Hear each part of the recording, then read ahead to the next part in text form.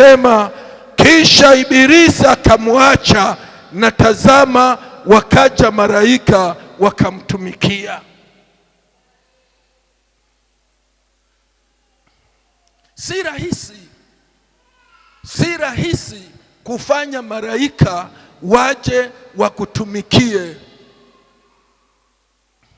lakini ni baada ya ufahamu wako katika Mungu na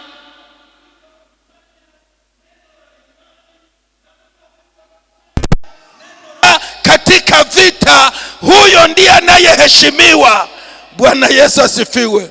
Kwa hiyo Yesu baada ya kupambana na akamshinda Ibilisi, tayari akawa na sababu ya malaika kuja kumtumikia. Yesu asifiwe. Mimi ninaamini kila mtu aliyeokoka amezingirwa na malaika wa Bwana. Kila mtu aliyeokoka amezingirwa na malaika wa Bwana. Na hii nguvu ya kimungu inaendelea kuongezeka katika maisha yetu kadiri tunavyokuwa tunafaulu kwenye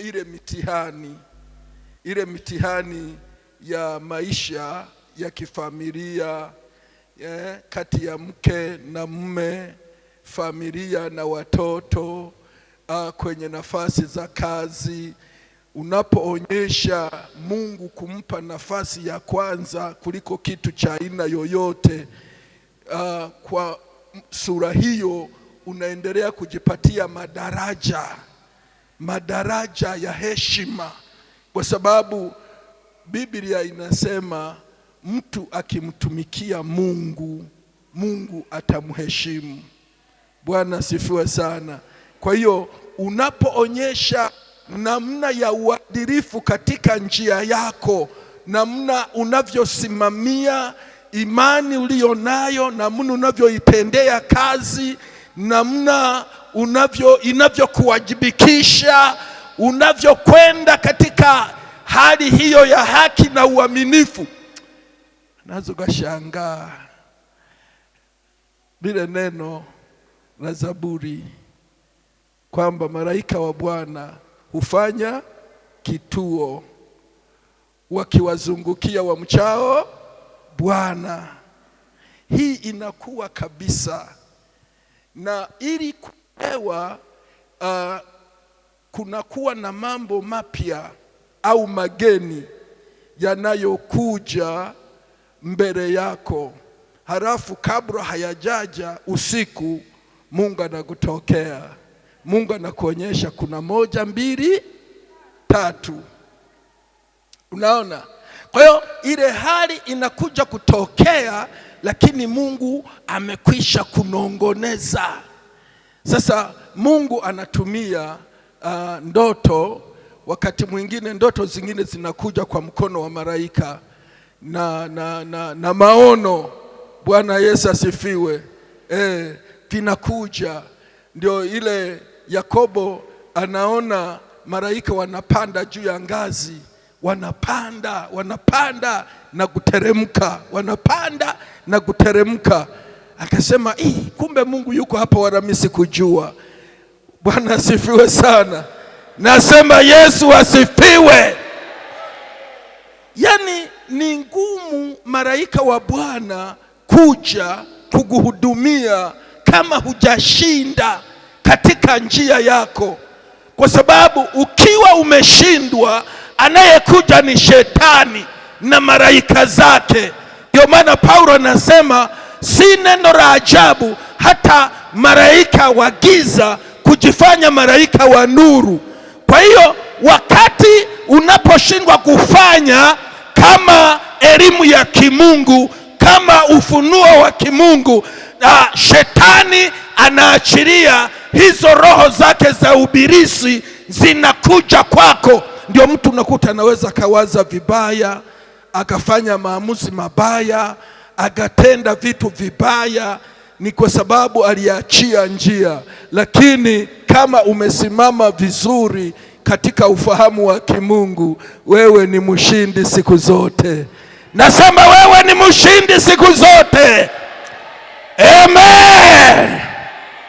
Hii ni sahihi na ni muhimu katika safari tulio nayo. Yesu asifiwe. Kwa hiyo kuna vitu haviwezi vikaja, lakini mpaka tumevisababisha ndio vinakuja. Yesu asifiwe sana.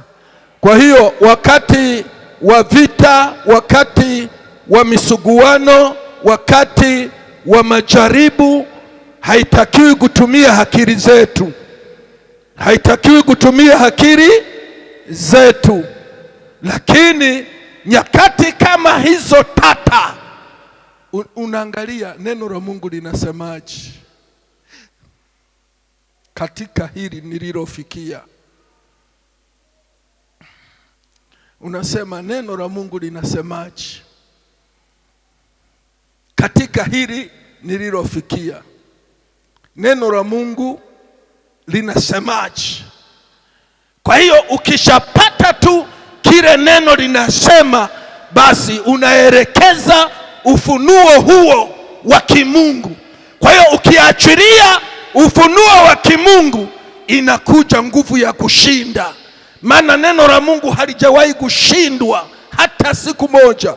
Ndiyo maana Biblia inazungumza ya kwamba atakaye litafakari neno la Mungu atakaa salama.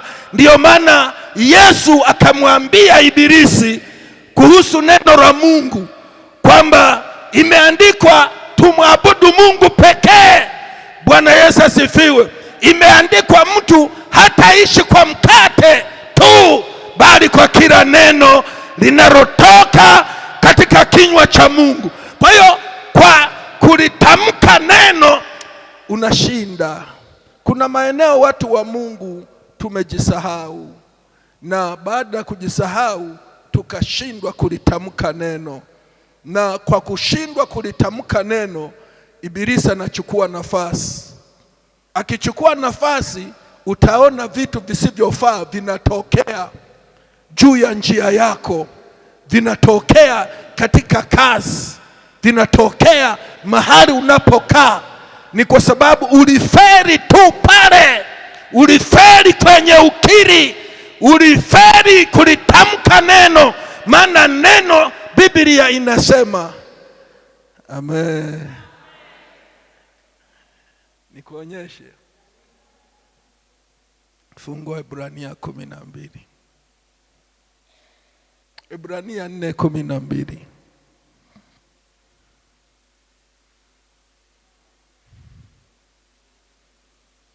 Imeandikwa. Liko hapo. Liko hapo. Ndio. Haya, lisome. Maana neno la Mungu li hai.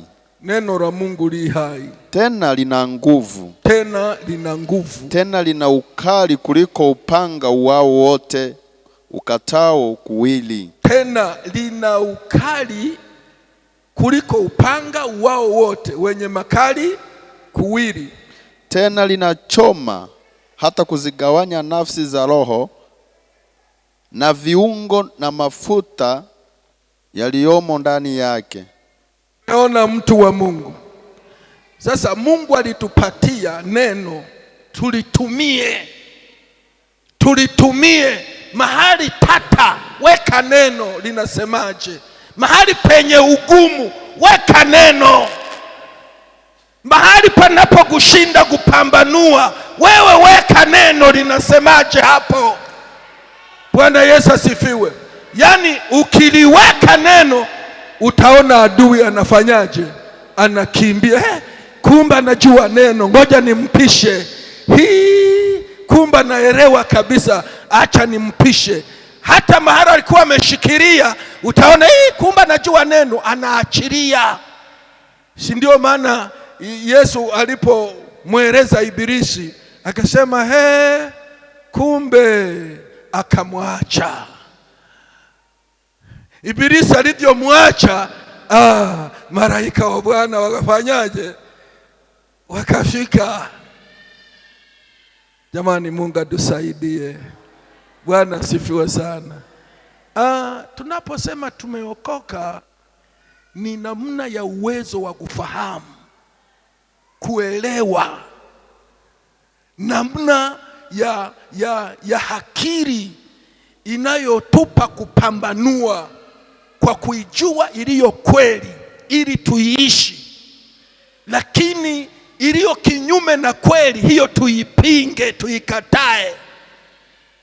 Sasa nilikuwa nafikiria neno la Mungu jinsi lilivyo hivi. Ule upanga wenye makali kuwili, nani anautambua?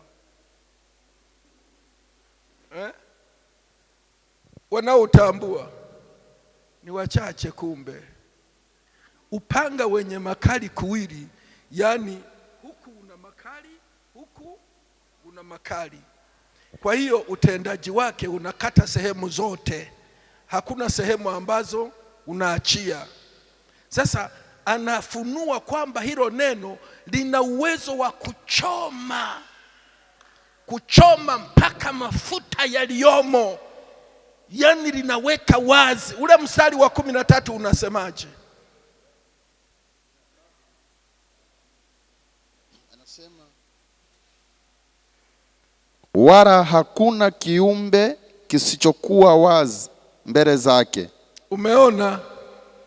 Hakuna kiumbe chochote kilichoumbwa kisichokuwa wazi mbele ya neno la Mungu. Kwa hiyo vile vyote tunavyovitamani, vyote vizuri vizuri, vyote viko kwenye neno hilo. Ndio sababu mtu akilikiri neno linazalisha vitu vipya, kwa sababu lina uwezo wa kuumba, lina uwezo wa kutengeneza. Nakwambia, yani unaweza ukawa na umbali kabisa, lakini kulingana na namna ulivyolifahamu neno likachukua kitu cha mbali, neno likaleta mpaka mahali ulipo, mtu wa Mungu. Wangapi wanaamini haya? Bwana Yesu asifiwe. Mimi Mungu amewahi kunifundisha kabisa kwenye eneo hilo. Nikapokea majibu kutoka mbali. Nilipokea kutoka mbali majibu. Yesu asifiwe. Jamani, tuko wote pamoja? Wangapi wanaendelea kufahamu ninachokifundisha? Tuongeze uwezo wa kufahamu maelekezo ya Mungu katika maisha yetu.